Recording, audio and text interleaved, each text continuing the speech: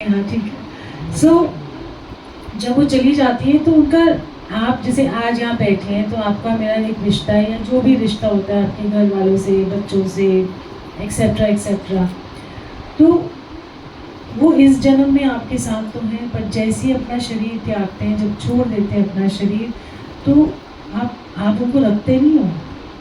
आप रख के देख लो, नहीं रख पाते, क्योंकि जब तक उनके अंदर सांसें हैं तब तक तो आप रख लेते हो, बट जैसे ही उनकी सांसें खत्म हो जाती हैं, प्राण चले जाते हैं, तो वो एक शरीर रह जाता है। सो इमेजिन करो कितना बड़ा एग्जाम्पल, और आप कहते हो बॉडी को लेके जाओ, बॉडी को हटा दो। परमात्मा ने एक अच्छा सिस्टम रखा, परमात्मा ने कितना अच्छा सिस्टम रखा है कि आपके अपने अंदर से आप बोलते हो। ये नहीं कहते कि डैडी को ले जाओ, ये नहीं कहते मम्मी को ले जाओ जलाने के लिए या उनका क्रिमेशन करने के लिए, आप नहीं कहते, आप हमेशा कहते हो बॉडी को ले जाओ। सो इसलिए ये एक सिस्टम है, और उनका दिया हुआ अपने आप अंदर से आता है। मेरी मदर इन लॉ तो नहीं रही, उनकी भी डेथ 2018 में हो गई थी, नहीं 17 में हुई थी। सो एक साल एक्स्ट्रा दे दिया मैंने। सो और वो भी बहुत उम्दा थी, जैसे वो थी बहुत पक्की आर्य समाजी, और बहुत पढ़ी लिखी, बहुत अच्छी, एंड उनको सिर्फ बुक्स का शौक था। उनको ये कहते मैं गली की औरतों की तरह नहीं बन सकती, और वो अपनी बुक्स में खोई रहती, लिटरेचर एंड एवरीथिंग। सो जब मैं उनको गुरु जी के पास पहली बार लेके गई, पहले तो वो आर्य समाजी बहुत पक्की थी, तो वो कहती मैं नहीं जाती। मैं तो चलो तो सही, एक बार देखो तो सही मैं किस गुरु के पास जाती हूँ।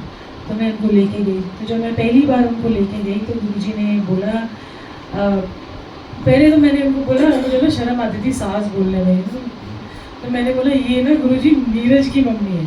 तो मुझे कहते तेरी की लगती है, मैंने कहा सास कह, मैंने कहा जी सास कहती हूँ गुरु जी, ठीक है।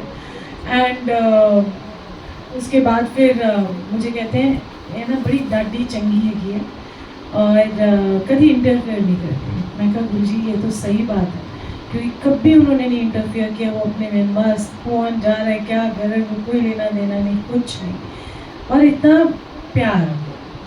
सो एक दो बार गई, फिर कई बार मैं उनको लेके गई गुरु जी के पास, जब गुरु जी चोले में थे, तो मुझे हमेशा कहते थे कि ना अपनी सास की सेवा करो। तो मैं तब वो नोएडा रहती थी और मैं जीके में, तो मैं हमेशा गुरु जी को बोलती थी मन में, अब गुरु जी से मैं कह नहीं सकती थी, तो मैं उनको कहती थी कि अंदर ही अंदर कहती थी कि मैं कैसे इनकी सेवा करूँ, वो नोएडा रहती है, मैं जीके। एंड कुछ टाइम बाद ऐसा हुआ कि उनको थर्सडे को मेरे पास थी, और मैं गुरु जी के पास थर्सडे और संडे जाया करती थी। तो वो कहती कि तू चले जा, मैं नहीं जा रही। वो कहती आप चले जाओ, तू तो उन्होंने वैसे मुझे कभी बोला भी नहीं, आप चले जाओ, मैं बच्चों के पास रहूँगी, मुझे बच्चों के साथ बैठना है। मैं कहा ठीक है। तो मैं चली गई और गुरु जी के पास गई, और फिर वो नेक्स्ट डे फिर फ्राइडे को अपने घर गई।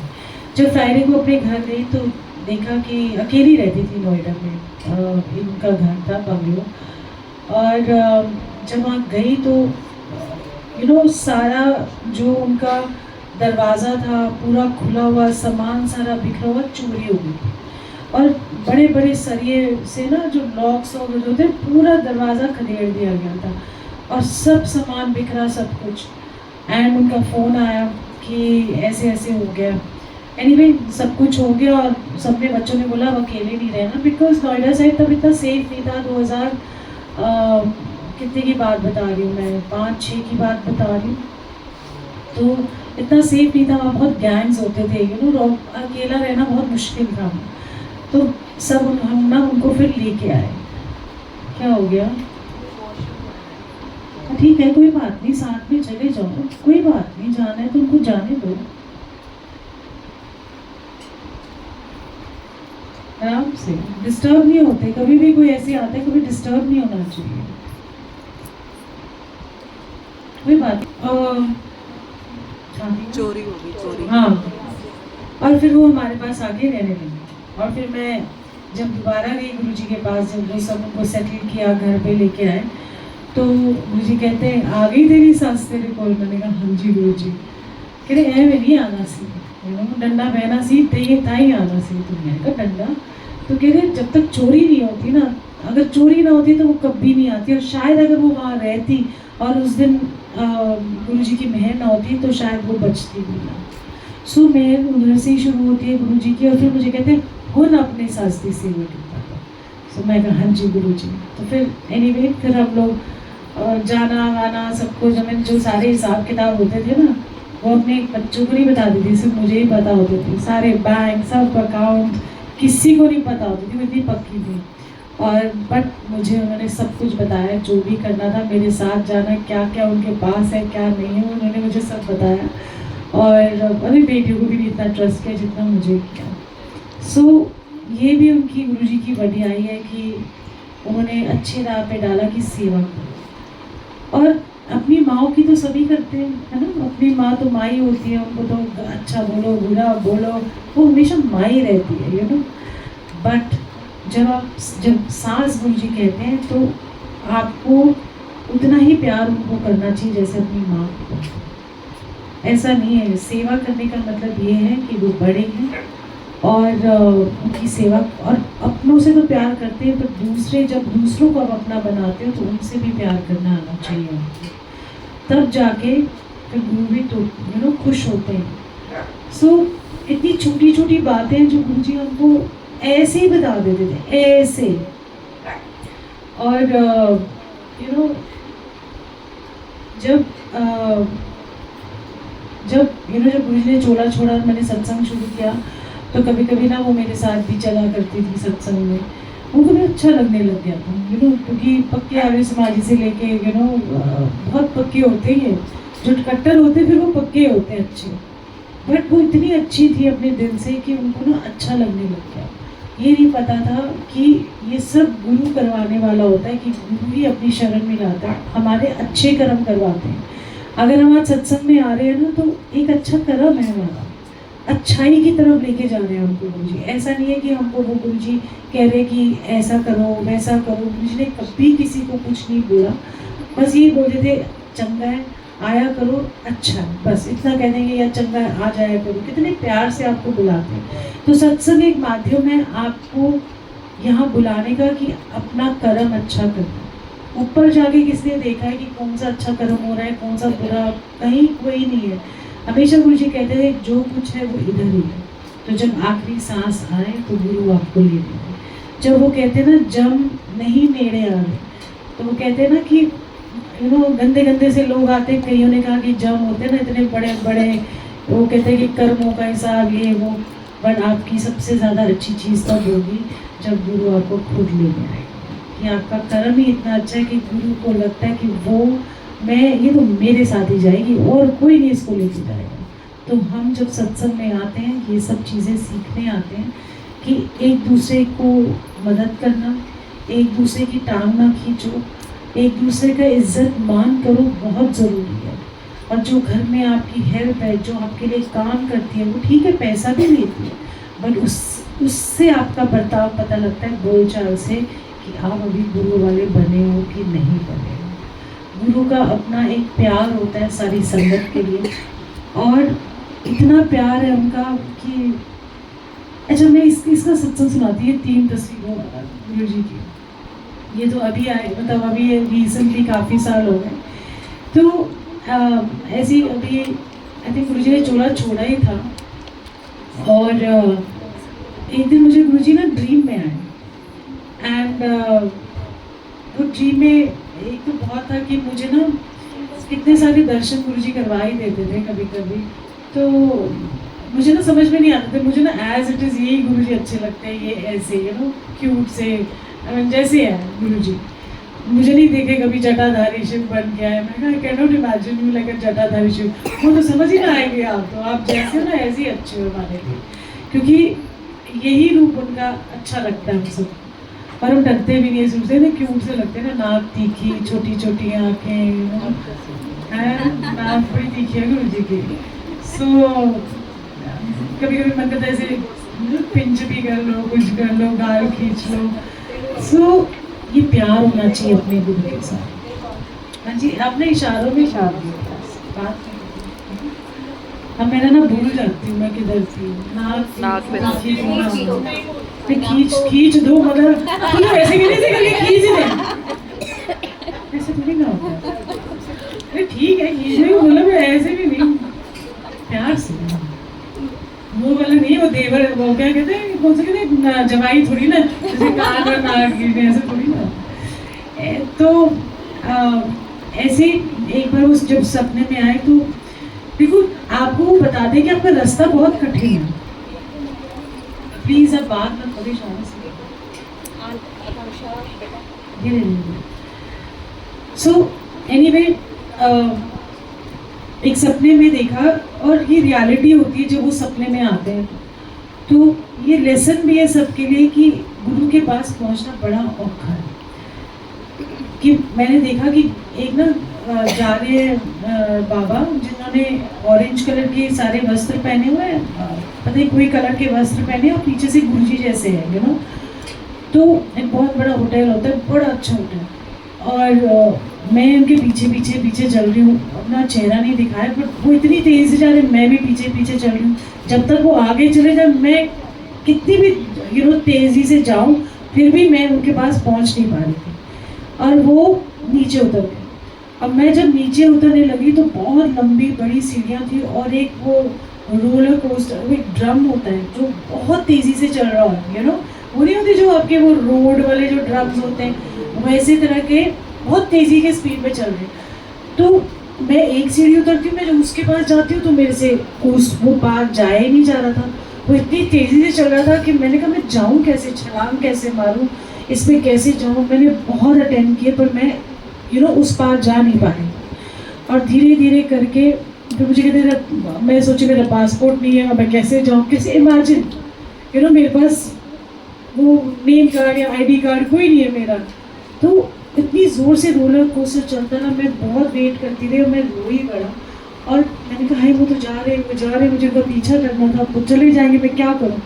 आप मानोगे मैंने पता नहीं कैसे करके हिम्मत करके मैंने छलांग लगा दी, उस पार चली गई और सीढ़ी उतर गई, और फिर उनके पीछे पीछे पीछे पीछे भागी, और वो गए एक बहुत बड़े गार्डन के अंदर, और इतना बड़ा कि वहाँ पर शिव भजन चल रहे थे, पूरा सब कुछ शिव में ही था, और वो आगे जाके नीचे बैठे तो मैं उनके पीछे बैठ गई। अब मेरे से हिम्मत नहीं हुई कि मैं उनको बोलूँ कि देखो तो सही गुरुजी है कौन है, हिम्मत ही नहीं हुई। पर थोड़ी देर बाद उन्होंने ना अपने आप को पूरा टर्न किया और मेरे आमने सामने, और मैंने देखा कि वो गुरुजी ब्यूटीफुल ऑरेंज कलर के, उनका चेहरा भी ऑरेंज कलर का। मैंने कहा गुरुजी, एंड देन उन्होंने वो जो टिक्का होता है जो वैष्णव लगाते हैं वैसे लगाया और मुस्कुरा रहे होंगे रंग के। और सब्सिक्वेंटली फिर उन्होंने ये भी दिखाया कि तब ये ना फोटोग्राफ नहीं आई थी, तो मैंने देखा वो आसन पे बैठे ऐसे वाइट वस्त्र में, और 3 फेस है गुरुजी के, there are 3 faces of Guruji, and बहुत चमक दमक है। और मैं ना आरती की थाली लेके जाती हूँ, और उस आरती की थाली में डायमंड्स, रूबीज और सारे यू नो जितने भी हीरे जवाहरात होते हैं, मतलब उसकी सुंदर सी यू नो डेकोरेशन करके उसमें चांदी का दिए से मैं उनकी आरती करती हूँ। और इतने खूबसूरत गुरुजी लग रहे थे, तो मुझे लग रहा था। और सेम जब मैंने थोड़े दिन बाद मुझे ना ऐसी किसी ने एक तस्वीर भेजी और गुरुजी का स्वरूप भेजा, तो ये और कह रहे कि ये फर्स्ट स्वरूप हमने यू नो लिया ऐसे यू नो, क्योंकि दिस इज़ नॉट नेचुरल, ये 3 जगह को मॉफ करके ऐसे बनाया गया। और मैं इतनी हैरान हुई कि जो चीज़ मैंने बहुत पहले ही देख ली थी, उसके बाद उन्होंने वो सामने ला के दिखाया। ये कहने का मतलब कि सपने में दर्शन हुए, ये सब हुआ, बात सिर्फ इतनी है कि मैं ये बता रही हूँ कि गुरु तक पहुँचने के लिए ना बहुत औखे टाइम देखने पड़ेंगे। गुरु तक पहुँचने के लिए बहुत टाइम लग जाएगा, पर हिम्मत नहीं हारनी। गुरु तक कैसे पहुँचोगे? दिल से। आप जिस दिन गुरु ने अपने आप की मेहर कर दी ना, तो आपको वो सारा टाइम महसूस होगा। ऐसे ही नहीं कि सत्संग में आए तो महसूस हुए, आप मार्केट जा रहे हो, अचानक से ना यू नो बहुत ज़ोर से दिल धड़केगा, कई गुरुजी यू नो एकदम से याद आएगी। कोई ओढ़नी ओढ़ रहे हो, कोई डील में जा रहे हो, कोई मीटिंग में जा रहे हो, यू नो। तो ऐसे में फिर आप सिर्फ गुरु से ही बात करते हो अंदर ही अंदर, ये नहीं कि आपको दिखाना होता है। सो बहुत प्यार से अपने गुरु जी से जुड़ो, बहुत प्यार करो गुरु जी को, क्योंकि बहुत जन्मों बाद हमको गुरु जी मिले। हम बहुत भटकना से बहुत ज़्यादा, मैं जी सुन रही थी कि बहुत जन्म पिछड़े थे माधो, ये ना शब्द जब गुरु जी के टाइम पे चला वहाँ पर, तो मैं तो रो पिट गई, बहुत ही रोई। भाई मैंने कहा गुरु जी आप इस जन्म में मिले हो, यू नो। समझ नहीं आ रही थी कि कैसे गुरु जी को जाके प्यार करूँ, बोलूँ, क्योंकि मैं तो जाके ऐसे पकड़ नहीं सकती थी। मैंने कभी उनको आई लव यू नहीं बोला, मैंने उनको बोला मैं आपसे प्यार, ये सब मैंने कुछ नहीं बोला। अंदर जो भी बोलना था अंदर बोल दिया, और वो भी बड़े चालाक थे। मतलब कई बार ऐसे तो सामने मेरे, मैं उनको ना अंदर बोल रही आई लव यू गुरु जी अंदर से, है ना, तो फिर वो ऐसे ऐसे कर लेते, तो मैंने कहा थैंक यू। तो आपको एक्नॉलेजमेंट मिल जाती थी कि वो सब जानते हैं आपके मन में क्या चल रहा है, आपके दिल में क्या चल रहा है। तो जब एक दिन ऐसे बहुत जन्म बिछड़े थे माधव, फर्स्ट टाइम जब मैंने सुना, जब ये पहली बार सुना, तो मैंने कहा, उस टाइम पे मुझे समझ नहीं आया कि सच में उस टाइम पे महसूस हुआ कि कितने जन्म हो गए मैं इनको ढूंढती भटकती टेढ़ी मेढ़ी, पता नहीं कभी शायद मैंने इनकी यू नो कभी निंदा भी की होगी पिछले जन्मों में, पता नहीं क्या ना किया होगा, पर इस जन्म में जो आप मिले हो ना, तो फिर मेरे हो जाओ, और जो इस जन्म में मिले हो मैं आपकी हो जाऊँ। बस इतना ही है कि पता नहीं अगले जन्म में क्या होगा क्या नहीं होगा, बट इस जन्म में जो मिले हो तो हमारा सबका बेड़ा पार नहीं लगेगा। सो thank you Guru ji for coming in to our lives, and thank you कि ऐसे ऐसे शब्द जो हमारी रूह को छू देते हैं और आपसे कनेक्ट करते हैं। बहुत सारा थैंक यू गुरु जी, कोई वर्ड्स ही नहीं है, कभी कभी मन करते क्या बोलूं, यू नो, ऐसे ऐसे ऐसे यू नो अंदर से कुछ फूटता है जो समझ नहीं आती है कि यू नो, जैसे गूंगे को आप मीठा खिला देते हो तो उसको समझ नहीं आएगा, वो उछलेगा ही ना, उसको बोलना तो आता नहीं है, वो एक्सप्रेस नहीं कर पाता, बट वो उछलेगा।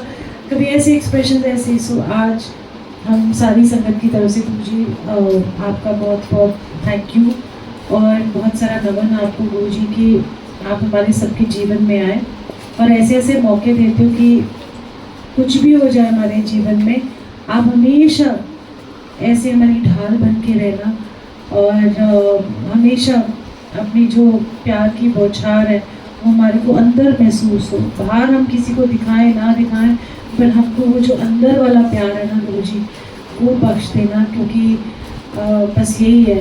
सो बहुत जन्म पिछड़े थे माधो, ये जन्म तुम्हारे लेके, तो ये जब जन्म दिया है और ये हमने अपना जन्म आपको सौंप दिया, तो इसमें सिर्फ प्यार ही प्यार भर दो, और आपके नाम का प्यार है।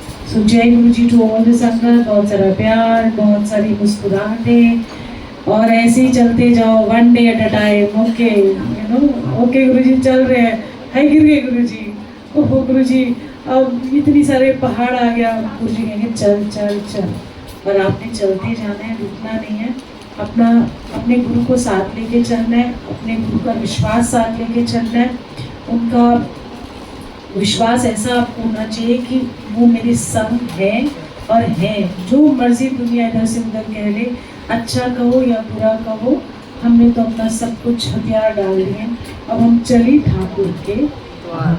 तो